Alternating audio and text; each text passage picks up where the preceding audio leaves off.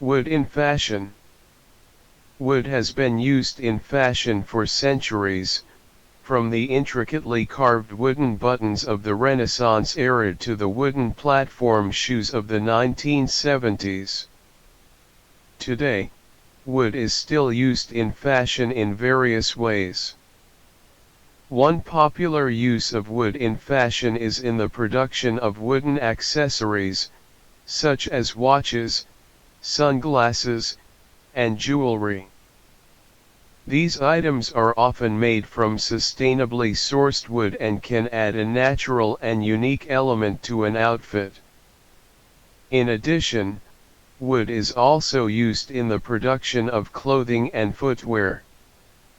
For example, wooden clogs are a popular footwear choice in some parts of the world and can be both fashionable and functional. Wood can also be used as a decorative element in clothing, such as in the form of buttons or appliques. And some designers have even incorporated entire pieces of wood into their fashion designs, creating stunning and innovative pieces. Overall, wood is a versatile material that can add a unique and natural element to fashion designs, and its use in fashion is likely to continue for years to come.